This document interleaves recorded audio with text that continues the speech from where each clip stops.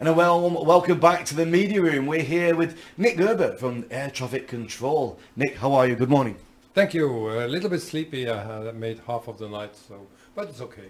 Yeah, you do have a hard job. You're all the way through yesterday in the afternoon, morning, afternoon, into the night time, and then through the night as well. Yeah, half of the night. So it was. I came here in the office at 3 or 3:30. I had 4 hours sleep, but the days before were very hard. It was very stressy because I saw this morning. I looked up my own mails. I had 20 mails I never could care about for 2 days because we came here and it was hard work with all these briefings to prepare, but I like it. Tell me a little bit about how it works with the ATC, with the Gordon Bennett. What is the role? How do you progress? Yeah, my role was first of all since months. I had to get all the permits for overflight and landings and night flight in all the countries in Europe. You never know where the wind blows them. So I had to get all the permits, 40 countries, the Balkany as well. So that was hard. I got the last permit 6 days ago. And then from Monday on, I knew where the wind will blow a little bit, and I started to coordinate with these concerned countries then. So that was the hard work afterwards. Before it was quite difficult because, of course, all these people in these different ADCs, air traffic control, have other things to do than to care about balloons, which perhaps start because it was even not sure that we can take off. In end of September when I asked them in May, so they put my request I think a little bit beside, and I had to call them several times to get them work on it. To be honest, as a novice thinking about this event, you would imagine that if you were saying to air traffic control in the centre of Europe with as much traffic as there is, we're going to launch 20 balloons into the sky and they're going to travel for more than one day.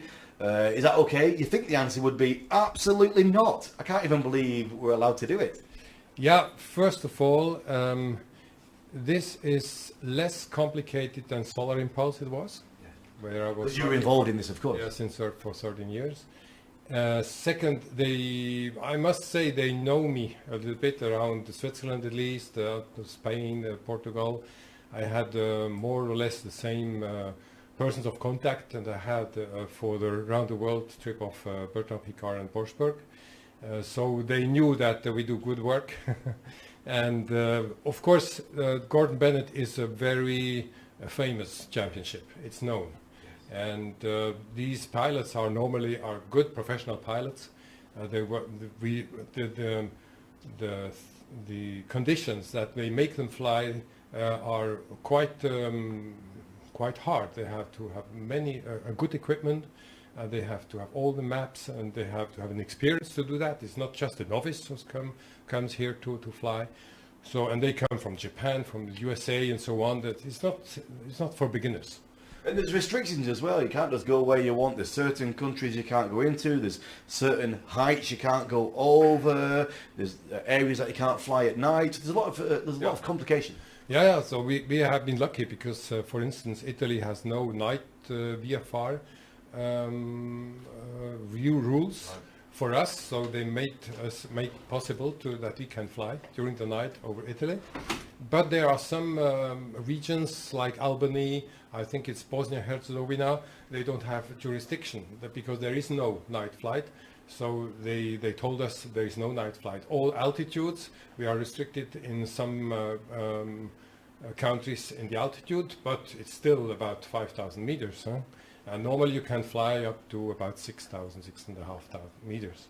But of course, like also in France, in Switzerland, there are difficulties with the airports and the airways, and they don't like, especially during the daytime, that these balloons fly in the airways.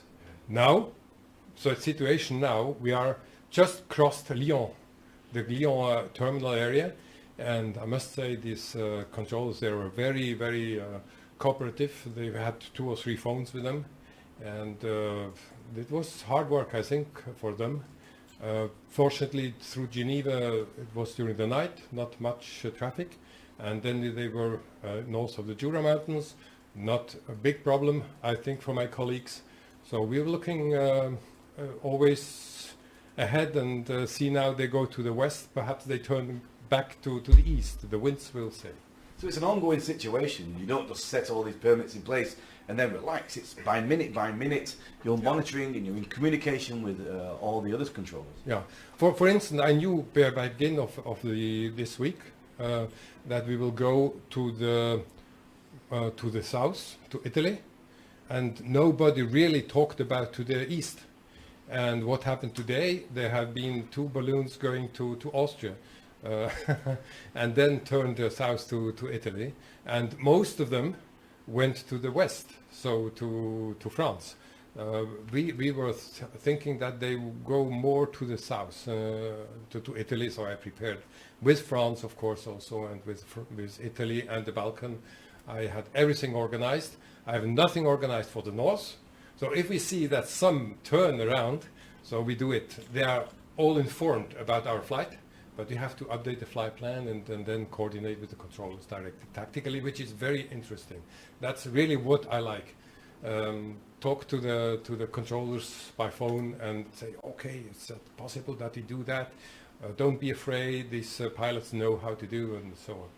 Nick, it's absolutely fascinating to get this information. Thanks very much for giving us your time. Thank you. Hopefully we can speak to you again tomorrow as well. Yeah, of course. Thank you very much. We'll let you get back to work. Yeah, thank you. There you go, the live information from the air traffic control. We'll be back with more updates throughout the day. Stay with us.